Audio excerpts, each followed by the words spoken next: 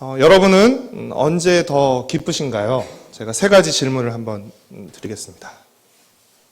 첫 번째, 밥을 얻어먹을 때 더 기쁘신가요? 밥을 사줄 때 더 기쁘신가요? 정직하게 대답하셔야 됩니다. 남들이 듣고 있다고 해서 이렇게 그렇게 하지 마시고요. 두 번째, 선물을 받을 때 더 기쁘세요? 선물을 줄 때 더 기쁘세요? 조금 대답이 정직해지기 시작했죠. 누군가를 도와줄 때 더 기쁘세요? 누군가의 도움을 받을 때 더 기쁘세요? 네. 저는 어렸을 때는 밥을 얻어먹는 게 훨씬 더 좋았습니다. 선물을 받는 게, 도움을 받는 게 마냥 좋았고 훨씬 더 좋았습니다. 물론 지금도 싫다는 건 아닙니다. 그러나 나이 들면서 조금씩 밥을 사주는 것도 좋구나. 선물을 주고 도움을 주는 것도 만만치 않게 좋다는 것을 조금씩 알게 되는 것 같습니다. 특별히 제가 아끼고 사랑하는 사람에게 밥을 사주고 선물을 줄 때 그 사람이 내가 사준 밥을 아주 맛있게 먹고 또 그 받은 선물을 기뻐할 때 제가 맛있게 먹는 것보다 더 배가 부르고 제가 그 선물을 받은 것보다 더 마음이 뿌듯한 것을 느꼈습니다. 여러분도 주는 기쁨이 받는 기쁨 못지 않다는 것을, 아니 주는 기쁨이 받는 기쁨보다 더 크다는 것을 알고 계시죠? 사도 바울도 사도행전 20장 35절에서 주는 것이 받는 것보다 더 복이 있다라고 말했는데요. 사실 이 말은 사도 바울이 한 말이 아니에요. 원래 사도 바울이 한 말이 아니라 다른 누군가 한 말이었는데요. 우리 사도행전 20장 35절 말씀을 같이 읽겠습니다. 범사에 여러분에게 모본을 보여준 바와 같이 수고하여 악한 사람들을 돕고 또 주 예수께서 친히 말씀하신 바 주는 것이 받는 것보다 복이 있다 하심을 기억하여야 할지니라. 그럼 주는 것이 받는 것보다 더 복이 있다라고 하신 것은 누가 하신 말씀이죠? 예수님이 친히 하신 말씀이었습니다. 주는 것이 받는 것보다 훨씬 더 기쁘고 행복하다는 것, 그것을 아는 것이 행복한 삶의 비결입니다. 그리고 우리가 읽은 전도서 11장의 메시지이기도 합니다. 전도서 11장 1절 말씀을 다시 한번 읽어보겠습니다.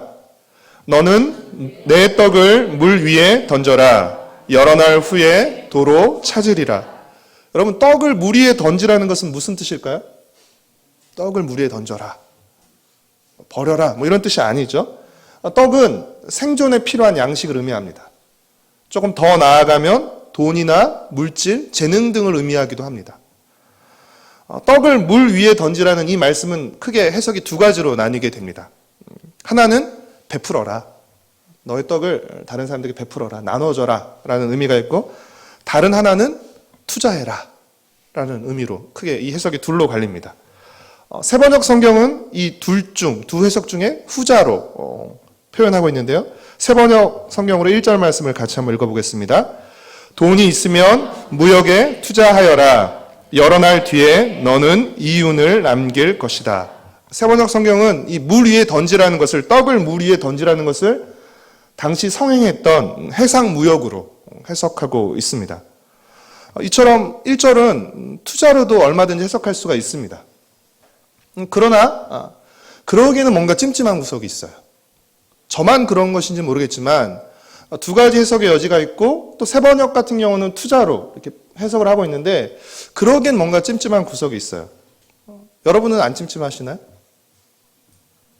하나도 안 찜찜하시군요. 그것이 무엇이냐면 전도자가 지금까지 해온 말과 결이 다르다는 것이에요. 지금까지 전도자는 어떤 말들을 했죠? 많은 돈을 갖는 것도 헛되다. 그리고 지나치게 많은 소유를 갖는 것은 오히려 그 가진 사람에게 해가 될 수도 있다라고 말했어요. 그래놓고 마지막에 와서 전도서 11장 12장의 결론 부분이거든요. 근데 마지막에 와서 갑자기 야 투자해라. 그러면 더 많은 이윤을 얻을 것이다 라고 말하는 건 뭔가 앞뒤가 안 맞는 것처럼 느껴집니다. 성경을 읽다가 우리가 잘 이해가 안 될 때 손쉽게 취할 수 있는 두 가지 방법이 있는데요. 첫 번째는 다른 여건을 살펴보는 것이에요. 지금 우리가 살펴봤던 것처럼 떡을 물 위에 던지라는 말이 무슨 뜻인지 잘 모를 때 세번역을 한번 보는 것이죠. 그렇죠? 쉬운 성경이라든지 영어 성경이라든지 메시지 성경 같은 걸 보는 거죠. 그러면 좀 더 의미가 살아나죠. 그래도 잘 이해가 되지 않을 때, 그럴 때는 문맥 속에서 이해하는 것입니다. 한 절로만 끝내지 않고 그 다음 절은 뭘 말하고 있는지. 그래서 문맥 속에서 뒷절을 통해서 앞절이 뭘 말하고 있는지를 한번 추론해 보는 것이죠. 2절 말씀을 읽겠습니다. 7에게나 8에게 나눠 줄지어다. 무슨 재앙이 땅에 임할는지 내가 알지 못함이니라. 1절에 물에 던지라라고 했던 표현이 2절에는 어떤 표현으로 나오고 있습니까? 나눠줄지어다 라고 나오고 있죠. 그렇죠? 그러니까 2절을 보면 1절에 던지라는 말의 의미가 나눠주는 것으로 이해하는 것이 조금 더 자연스럽습니다. 문맥상. 1절에서는 투자하라고 말하고 2절에서는 나눠주라고 말하는 건 조금 어색하게 되는 거죠. 물론 세번역 성경은 계속 투자로 해석하고 표현하고 있습니다. 세번역 성경으로 2절 한번 읽어볼까요? 이 세상에서 내가 무슨 재난을 만날지 모르니 투자할 때는 7이나 8로 나누어 하여라. 그렇죠? 1절에서 투자를 했기 때문에 세번역은 2절에서도 투자로 계속 풀어가는 것이죠. 2절만 얼핏 들으면 주식 투자에서 말하는 분산 투자를 말하는 것처럼 들립니다. 그러나 여러분, 과연 전도자가 하고 싶었던 말이 이것일까요? 계란을 한 바구니에 담지 말고 여러 바구니에 나눠서 담으라는 말을 전도자가 과연 하고 싶었던 것일까요? 저는 그렇지 않다고 생각합니다. 그럼 지금까지 10장 내내 해왔던 말은 뭐예요? 1절과 2절을 구제나 자선으로 해석할 것인지 아니면 투자로 해석할 것인지 한참 고민을 했습니다. 고민을 하다가 제가 답을 얻었습니다. 그 답은 구제와 자선이 최고의 투자라는 것입니다. 물 위에 던지라고 할 때 이 던진다는 말의 원뜻은 내보내라는 것이에요. 내보내. 그러니까 내보낸다는 말이 투자일 수도 있는 것이죠. 그러나 꼭 투자일 필요가 없고 구제와 자선일 수도 있는 것입니다. 어려운 이웃을 돕는 것은 물 위에 무언가를 던지는 것처럼 아무 흔적도 남지 않는 일처럼 받아들여질 수 있습니다. 그리고 물에 던지면 그것을 다시 찾기란 참 어려운 일이죠. 하지만 전도자는 뭐라고 말해요? 네가 그것을 물에 던지면 여러 날 후에 찾게 된다라고 말하죠. 여러 날 후에 찾게 될 것이라고 말하는데요. 이 말은 꼭 내가 도로 찾게 된다는 것을 의미하는 것은 아닙니다. 내가 찾아서 누리지 못하더라도 누군가는 찾아서 누리게 된다는 것입니다. 내가 나누면 누군가 그 혜택을 입게 된다는 것입니다. 그렇기에 7에게나 8에게 나눠주라는 것이에요. 꼭 내가 그것을 다시 찾지 못한다 할지라도 내가 던지면, 내가 나누면 누군가에게 그것이 돌아갈 수 있다는 것이라는 것이죠. 여러분, 7에게나 8에게 나눠주라는 말은 좀 더 다르게 표현하면 최대한 나눠주라는 것입니다. 최대한 베풀고 나눠주라는 말입니다. 사랑하는 성도 여러분, 우리는 장래일을 알지 못합니다. 언제 어떤 재앙이 우리에게 닥칠지 우리는 알지 못합니다. 따라서 지금 내 손에 무언가 있을 때 현재 재앙을 당한 이들에게 베풀고 나누는 것이 혹시 내가 장차 당할지도 모르는 재앙에서 도움을 받을 수 있는 최고의 대비라는 것입니다. 그런 맥락에서 4절 말씀을 한번 읽어보도록 하겠습니다. 풍세를 살펴보는 자는 파종하지 못할 것이요 구름만 바라보는 자는 거두지 못하리라. 알듯 말듯하죠? 세번역 성경으로 한번 같이 읽어보겠습니다. 바람이 그치기를 기다리다가는 씨를 뿌리지 못한다. 구름이 거치기를 기다리다가는 거두어 들이지 못한다.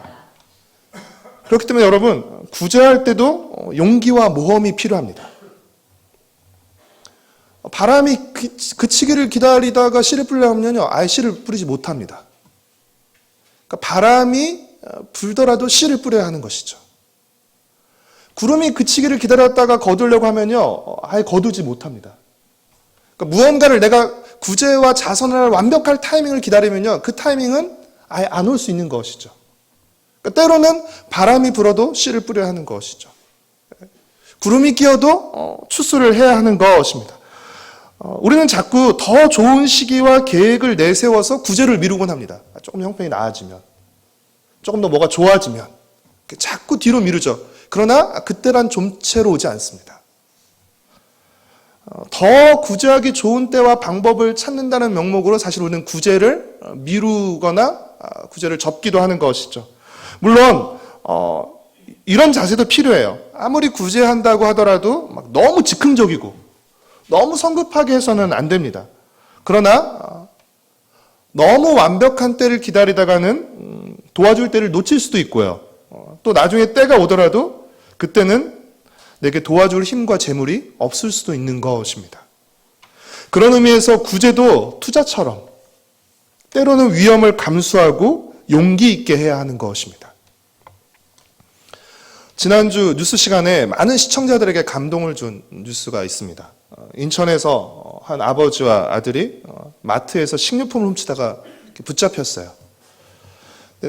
경찰에 신고했는데 사정을 들어보니까 너무 사정이 딱한 거예요. 그래서 마트 주인이 용서해 줬습니다. 출동했던 경찰관은 밥을 사줬습니다. 그리고 또 어떤 사람은 20만 원을 주고 갔습니다. 이 뉴스가 나오면서 많은 사람들이 감동을 했고 다음날 그 마트에 사람들이 물건을 주문하는 거예요.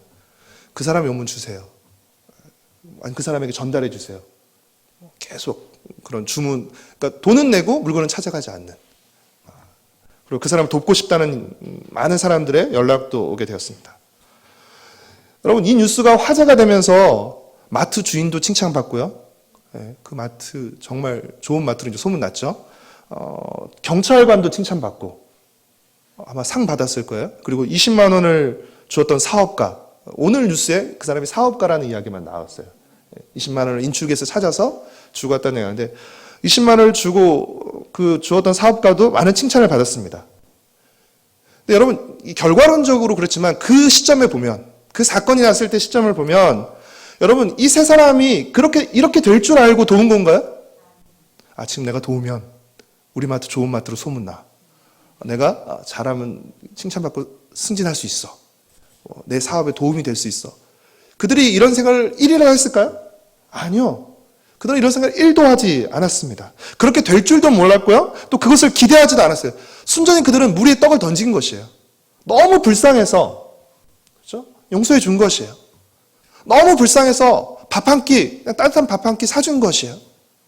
너무 불쌍해서 내가 지금 당장 가져올 수 있는 돈 20만 원을 그 사람에게 줬던 것이죠. 여러분, 결과적으로 그분들은 자신들이 던진 것 이상으로 돌려받은 것이에요. 사업으로 따져볼까요? 투자로 따져보면 이들은 대박난 것입니다. 엄청난 수익률을 거둔 것이에요. 20만 원을 가지고 할 수 있는 최고의 이익을 낸 것이고요. 밥 한 끼로 얻어낼 수 있는 최고의 이익을 얻어낸 것입니다. 그렇죠? 그 주인의 용서가, 그렇죠? 그 마트를 엄청나게 홍보하는 효과를 낳은 것이죠. 그러나 그들은 그것을 전혀 기대하지 않았다는 것입니다. 제가 설교를 준비하면서 읽은 책에 이런 설명이 있었는데 굉장히 인상 깊었어요. 그래서 함께 여러분과 함께 좀 읽어보고 싶은데요. 같이 읽겠습니다. 물 위에 내 떡을 던지는 행동은 용감한 행동이다. 그러나 그 떡을 언젠가 찾게 되는 것은 믿음의 영역이다. 던지는 것은 내가 할 일이지만 찾게 되는 것은 하나님이 하시는 일이다. 내가 물에 던지고 내가 찾는 것이 아니라 내가 던지면 하나님이 찾아주신다는 것이다. 그럼 무슨 말인지 이해되시나요? 던지는 것은 내 몫이에요. 그렇죠? 그러나 찾아주는 것은 하나님의 몫이라는 것입니다. 우리가 어떻게, 사실은 물 위에 던진다는 것은 내 손에서 없어지는 것입니다. 그럼에도 불구하고 우리가 물 위에 던질 수 있는 이유는 무엇이에요? 하나님께서 찾아주실 거라는 믿음이 있을 때, 하나님께서 갚아주실 거라는 믿음이 있을 때 우리는 우리의 손을 펴서 물 위에 던질 수 있게 되는 것입니다. 언제 어떻게 찾게 될지 몰라도 하나님이 찾아주신다는 믿음, 하나님이 갚아주신다는 믿음으로 베풀고 나누라 하는 것입니다. 내가 베풀고 내가 나누는 것으로 하나님이 일하심을 믿으라는 것입니다. 하나님이 그것 없어서 일을 못하시는 분이 아니에요. 하나님이 내가 던지는 그것으로 하나님이 일을 하시는 것입니다. 여러분, 그 일이 나에게 직접적인 이익이 될 수도 있고 직접적인 이익이 되지 않을 수도 있습니다. 그러나 그것보다 더 큰 이익과 축복이 있는데 그것이 무엇이죠? 하나님의 일에 쓰임받는 축복과 영광입니다.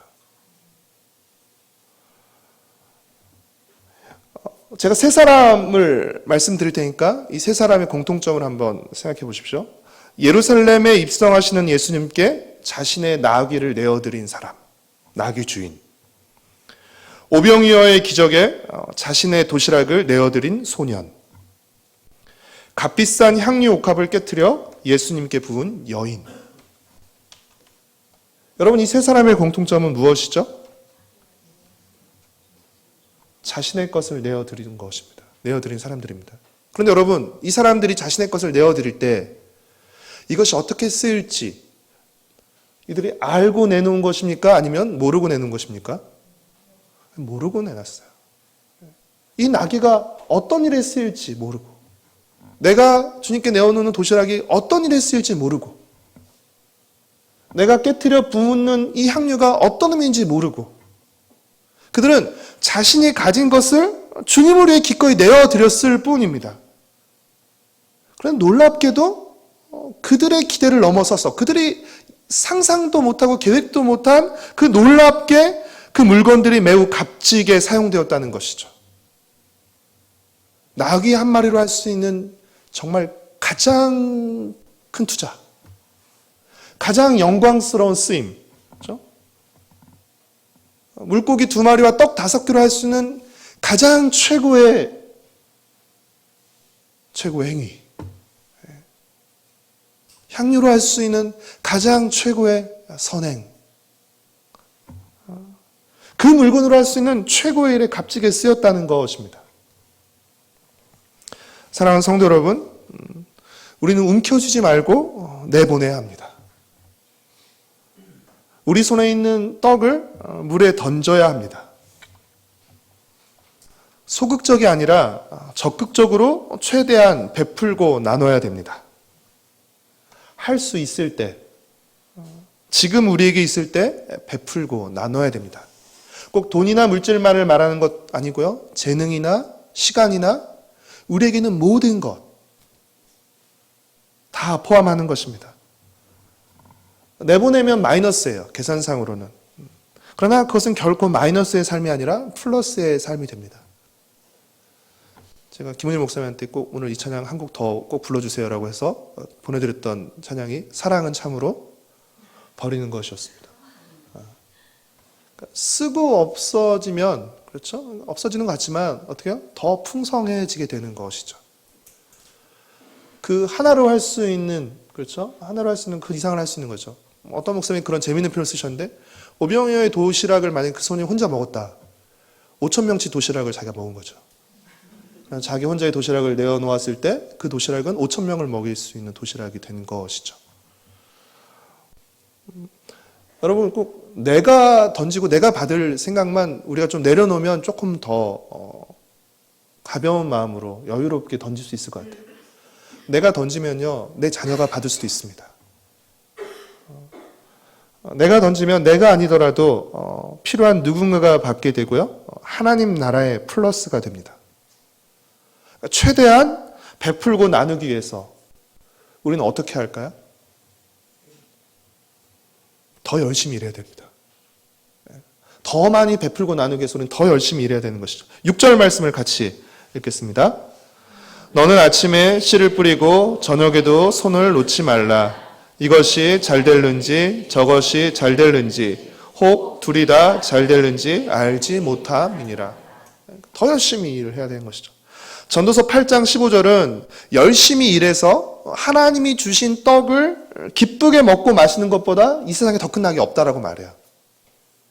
열심히 일해서 하나님 주신 떡을 기쁘게 먹는 것, 이것이 세상에서 가장 큰 낙이다라고 말해요. 열심히 일해서 번 떡을 가족들과 함께 기쁘게 먹는 것, 큰 행복입니다.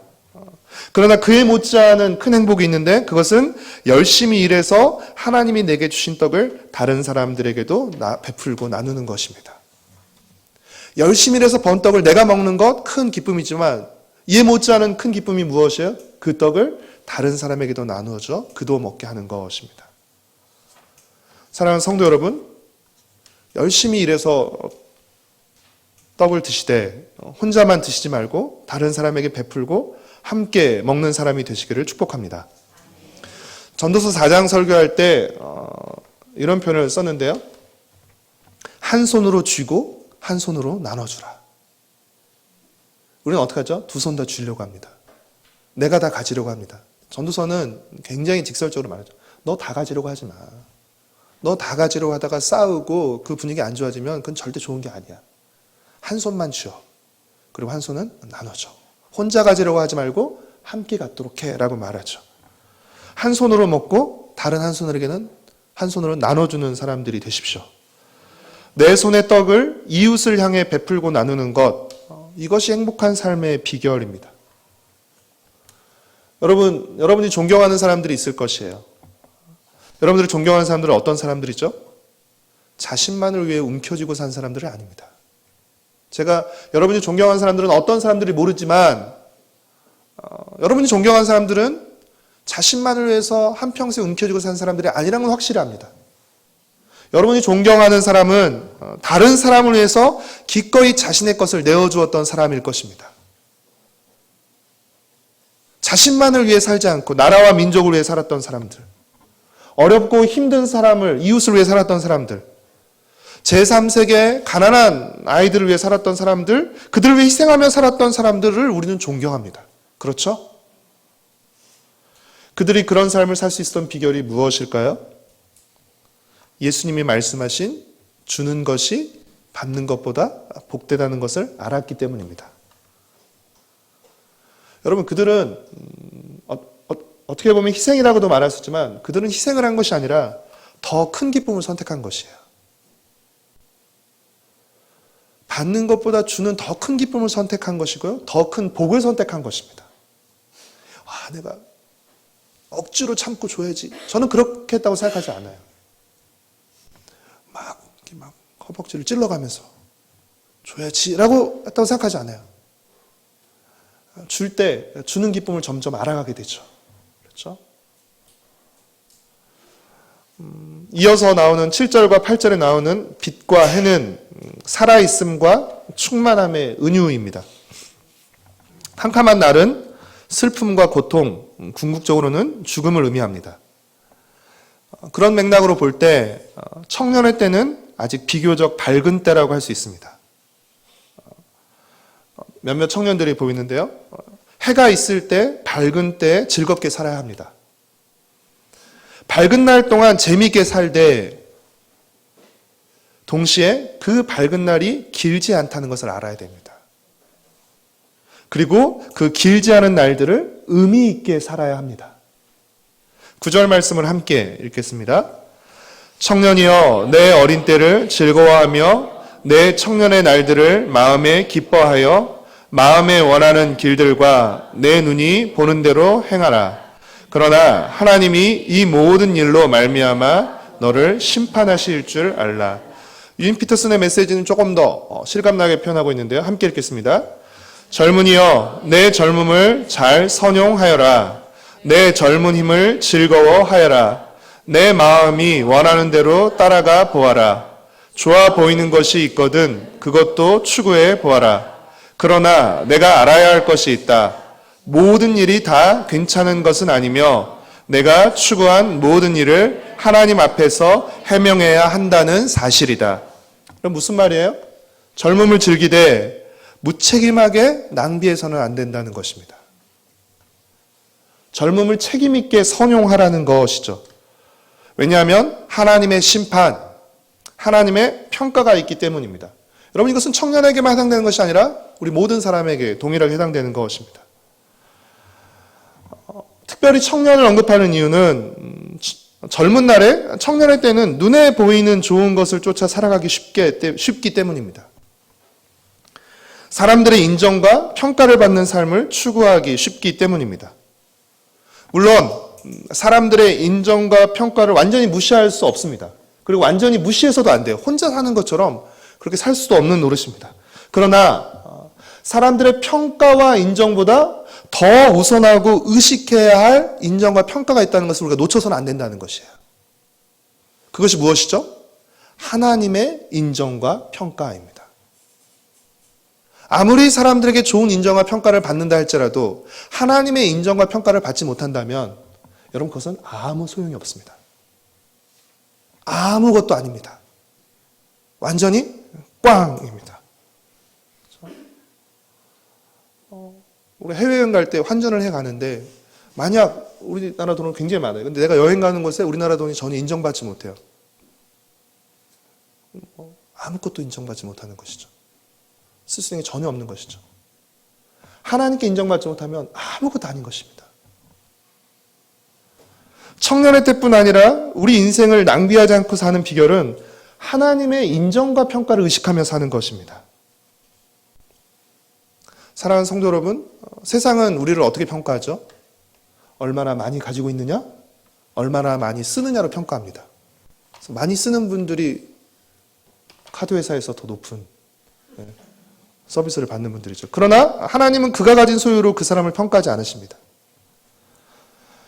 하나님은 그가 자신을 위해 얼마나 많은 것을 살 수 있느냐로 그 사람을 평가하지 않으시고 오히려 그가 주님을 위해 그리고 이웃을 위해 얼마나 많이 베풀었느냐로 평가하십니다. 얼마나 많이 베풀었냐. 가난한 과부가 2렙돈을 헌금했을 때 예수님께서 이 여자는 다른 어떤 부자보다 많은 것을 주님께 드렸다라고 칭찬하셨습니다. 하나님은 금액으로 보시는 분이 아니에요. 그렇죠? 얼마나 많이 주님을 위해 이웃을 위해 나누고 베풀었느냐로 평가하시는 거죠. 하나님 앞에서는 돈이 많은 사람이 부자가 아니라 많이 베풀고 나눈 사람이 부자인 것이죠. 요한계시록 3장 12절에 라우디게아 교회가 나옵니다. 이 라우디게아 교회는 부자 교회였는데요. 그러나 주님은 그 부자 교회인 라우디게아 교회를 향해서 뭐라고 말씀하시냐면 실상은 곤고하고 가난하다라고 말합니다.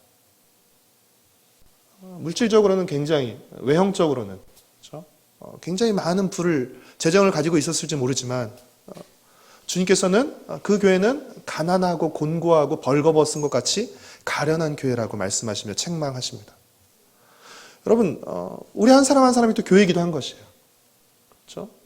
주님은 우리의 실상을 아시죠. 그렇게 우리는 하나님의 인정과 평가를 의식하며 살아야 합니다. 사람들의 기준이 아니라 하나님의 기준, 세상의 기준이 아니라 하나님 나라의 기준에 맞춰 살아야 하는 것입니다. 하나님의 기준에 맞춰 사는 것이 바로 지혜이고 복입니다. 사랑하는 성도 여러분, 이제 일주일 후면 크리스마스입니다. 예수님이 이 땅에 왜 오신 것이죠? 예수님 왜 이 땅에 오셨습니까? 한마디로 말하면 우리를 위해 자신의 모든 것을 내어주시기 위해서입니다. 예수님은 모든 것을 내어주시기 위해서 이 땅 가운데 오신 것입니다. 전도서 11장 1절의 표현을 빌리자면 예수님은 십자가라는 물 위에 자신의 몸을 던지시기 위해서 이 땅에 오신 것입니다.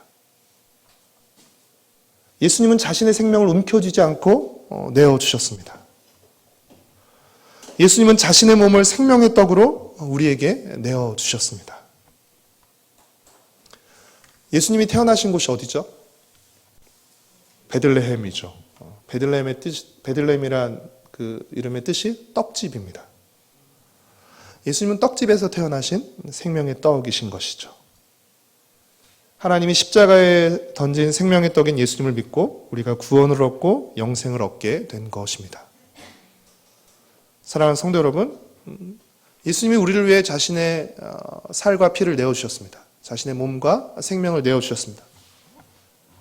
예수님은 기쁘게 내어주셨습니다.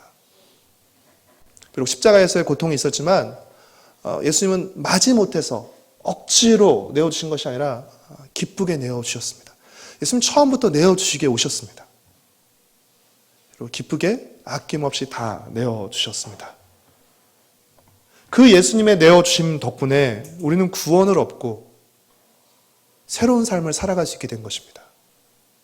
복된 삶을 출발할 수 있게 된 것입니다. 그러니 우리는 예수님의 복된 소식을 전할 뿐 아니라 예수님을 본받아야 하는 것이죠. 예수님처럼 나누고 베풀며 나누어주는 삶을 살아가야 하는 것입니다.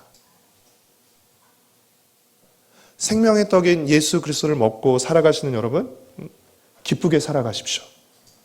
그것이 우리에게 자신의 모든 것을 내어주신 하나님의 뜻이고 주님의 기대입니다. 그렇죠? 밥을 사줄 때 기쁘게 먹고 선물을 받을 때 그것을 기뻐하며 사용할 때 사주고 선물을 준 사람이 기뻐하는 것처럼 우리가 우리의 삶을 기쁘게 살아갈 때 주님께서 기뻐하십니다. 기쁘게 베풀며 살아가십시오. 기쁘게 살아가실 때 기쁘게 베풀며 살아가시고요. 베풀며 기쁘게 살아가십시오. 열심히 일해서 내 손의 떡을 기쁨으로 먹고 마실 뿐 아니라 내 손의 떡을 다른 사람에게 베풀고 나눔으로써 누군가를 살리고 세우며 살아가시기를 축복합니다. 우리 안에 그런 기대와 소망을 가졌으면 좋겠어요. 주님, 더 많은 사람들을 먹이며 더 많은 것을 나누며 살 수 있는 사람이 되게 하여 주시옵소서. 주님, 저 더 많이 먹게 해주세요. 더 좋은 것, 더 만난 것 저만 먹게 해주세요. 이런 기도하지 마시고 더 많은 것들을 더 많은 사람들에게 나눠줄 수 있는 사람, 그런 사람이 되기를 소망하셨으면 좋겠습니다. 우리가 물 위에 던진 것들을 하나님이 찾아주시고 하나님이 갚아주실 것이에요. 더욱 기쁘게 베풀고 나누십시오. 우리는 어떻게 될지 몰라요. 그러나 하나님의 만사를 주장하시는 하나님의 일도 우리는 모릅니다. 우리는 모르지만 하나님이 그 모든 것을 하나님의 섭리 가운데서 일들을 이루실 것이에요. 하나님의 나라와 이웃들을 위해 열심히 씨를 뿌리십시오. 때가 되면 주님께서 우리가 뿌린 씨앗들을 자라고 열매 맺게 하실 것입니다. 씨를 뿌린다고 다 열매를 거두는 건 아니지만 씨를 뿌리지 않으면 결코 열매를 거둘 수 없습니다. 우리가 뿌린 씨앗들을 주님께서 우리가 모르는 가운데서 자라게 하실 것이요. 열매 맺게 하실 것입니다. 순식간에 지나가는 우리 인생, 특별히 우리의 청춘을 주님을 위해 더욱 재미있고 의미 있게 살아가시기를, 그래서 심판날에 잘했다 칭찬받는 복된 인생을 살아가시기를 축복하고 소망합니다.